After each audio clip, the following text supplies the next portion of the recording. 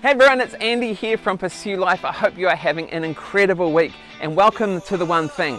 So, I heard something this week and a little birdie told me that that's right, you have made some mistakes.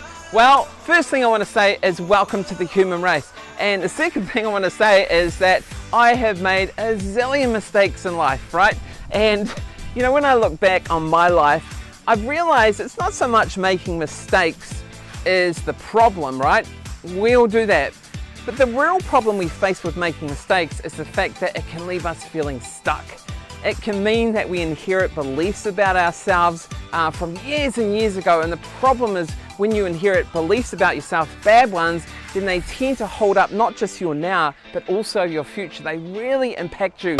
I remember a great example for myself was when I was at high school. Now at high school, I had a lot of fun, you know what I'm saying? It was a lot of fun, it was fantastic. But I didn't get a whole lot of academic work done.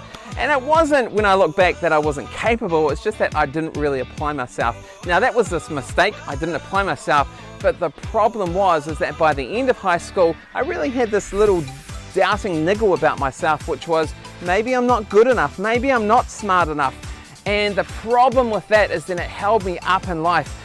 And so when I finally decided what I wanted to do with my life, which was at that point become a social worker, I had to go to university. Of course, I've got this little voice inside my head going, you're a loser, right? And it's like every morning you wake up, it's like, you can't do this. It's like, you know, it's like, it's so tough. So what do you do about that? What's the solution to the problem of maybe I'm not good enough or you're just completely stuck in the past? Well, here's the solution. The solution is to understand that your past does not equal your future.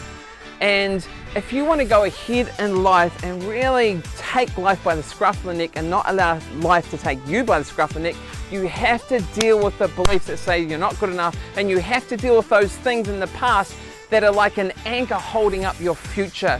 And one of the ways that I've really been able to do that, there's heaps of ways to do it, right? And we'll talk more about that in later videos. But one of the ways is to have that mindset change up here, that when this little voice says, hey loser, you know, another voice says, you know, I'm not going to define myself by the past. My past does not equal my future.